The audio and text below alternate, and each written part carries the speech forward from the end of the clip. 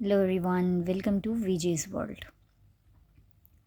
Here is one more story, very colorful, beautifully illustrated, wonderfully written, especially girls like it a lot.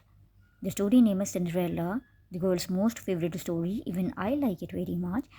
So let's get it started the story. Cinderella.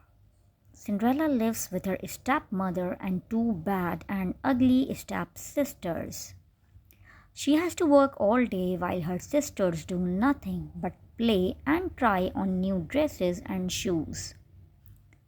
There is a ball at the princess' palace tonight, and Cinderella's sisters are ready to go to it. Cinderella is very sad. She is not allowed to go to the ball. Suddenly, a fairy godmother comes to the house. Do not worry, Cinderella, she says. She waves her magic wand. In a moment, a very beautiful dress appears, and there is a coach with two horses ready to take her to the ball. But remember, says the fairy godmother, you must come back before midnight. Cinderella is in the palace. There are many nice looking young ladies, but she is the prettiest of all. The prince dances with Cinderella all the time, but nobody knows the name of the beauty. When the clock strikes 12, Cinderella runs away without saying goodbye. She leaves a beautiful little on the stairs in a hurry. The prince and his men travel through the kingdom looking for the beautiful lady from the ball. They come to Cinderella's house. Cinderella's sisters are ready to try on the little slipper, but their feet are too big. The stepmother is furious. Then Cinderella puts on the slipper. It is just right. Now I know. The prince says, you are my beautiful dancer. I want you to be my wife. There was a big wedding party. Cinderella and Prince were very happy. The prince and Cinderella lived long and happily ever after. Let us start another story, and its name is The Ugly Duckling. Once upon a time, down on an old farm lived a duck family, and Mother Duck had been sitting on a clutch of new eggs. One nice morning, the eggs hatched and out popped six chirpy ducklings. But one egg was bigger than the rest, and it didn't hatch. Mother Duck couldn't recall laying that seventh egg. The last egg finally hatched. A strange looking duckling with grey feathers that should have been yellow gazed at a worried mother. The duckling grew quickly, but Mother Duck had a well, the grey duckling certainly wasn't pretty, and since he ate far more than his brother, he was outgrowing them. As the days went by, the poor ugly duckling became more and more unhappy. His brothers didn't want to play with him. He was so clumsy, and all the farmyard folks simply laughed at him. He felt sad and lonely, while Mother Duck did her best to console him. Then one day at sunrise, he ran away from the farmyard.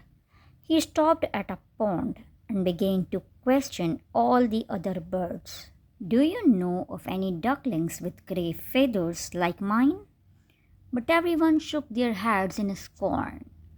The ugly duckling did not lose heart, however, and kept on making inquiries. He went to another pond where a pair of large geese gave him the same answer to his question. What's more, they warned him, don't stay here, go away. It's dangerous. There are men with guns around here. The duckling was sorry he had ever left the farmyard. Then one day his travels took him near an old country woman's cottage. Thinking he was a stray goose, she caught him. I'll put this in a hutch. I hope it's a female and lays plenty of eggs, said the old woman, whose eyesight was poor. But the ugly duckling laid not a single egg. The hen kept frightening him. Just wait. If you don't lay eggs, the old woman will wring your neck and pop you into the pot.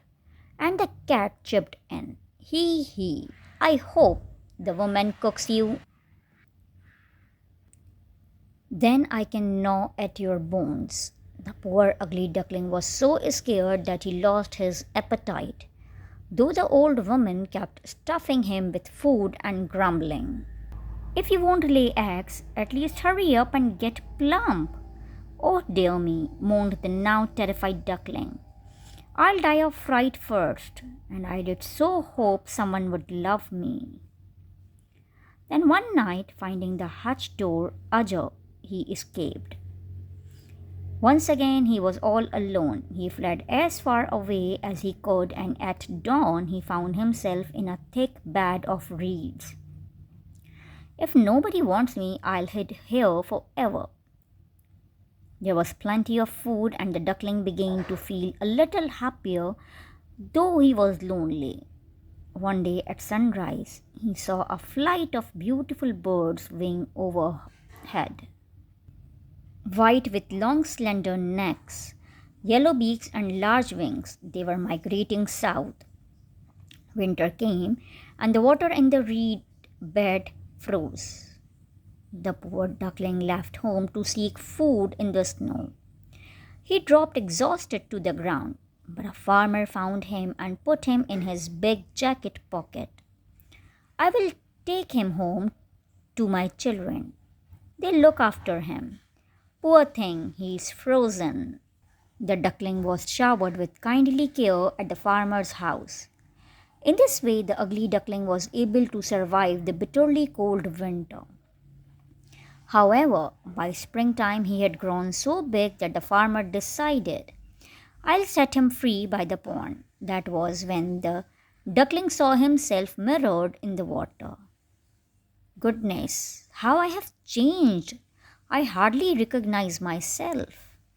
The flight of swans winged north again and glided onto the pond. When the duckling saw them, he realized he was one of their kind and soon made friends. We are swans like you, they said warmly.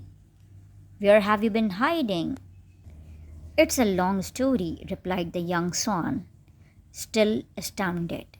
Now he swam majestically with his fellow swans. One day he heard children on the river bank exclaim, Look at that young swan, he is the finest of them all.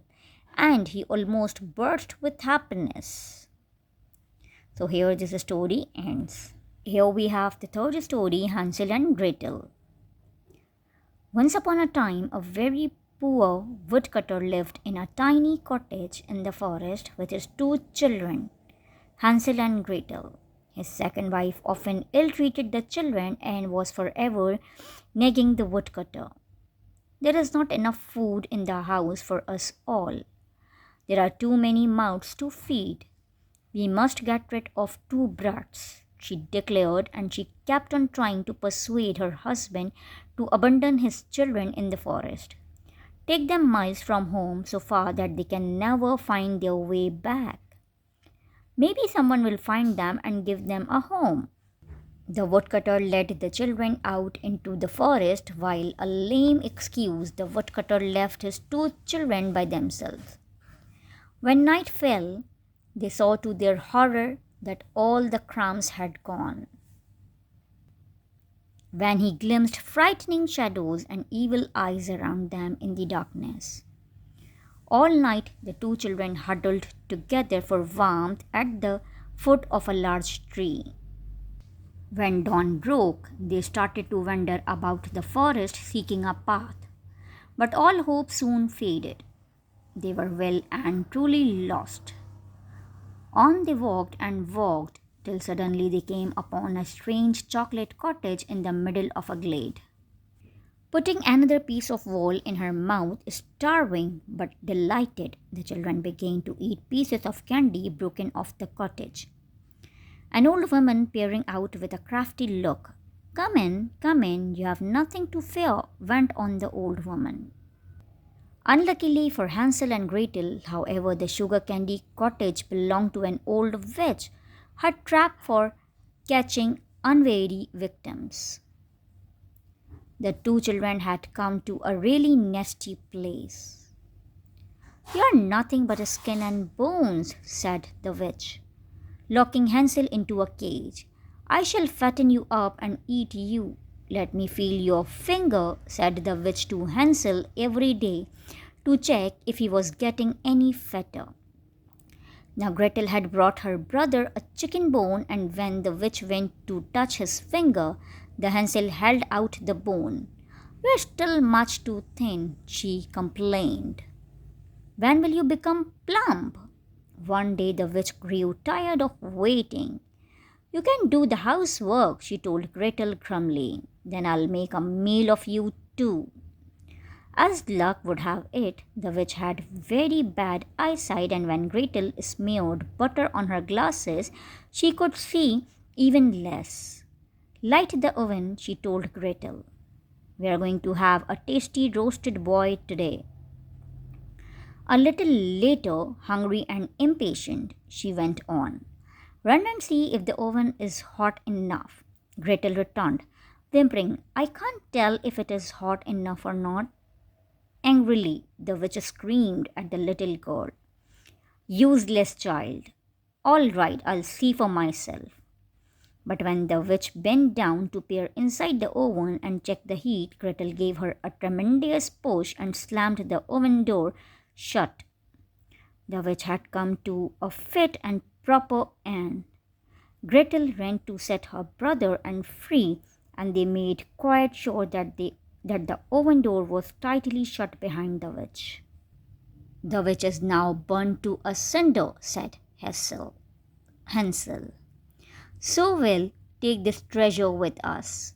They filled a large basket with food and set off into the forest to search for the way home. This time luck was with them, and they saw their father come out of the house towards them, weeping. "Come home with me now, my dear children," and they all lived happily together ever after. So here the Hansel and Gretel story ends. I will bring more stories for you. Till then, take care.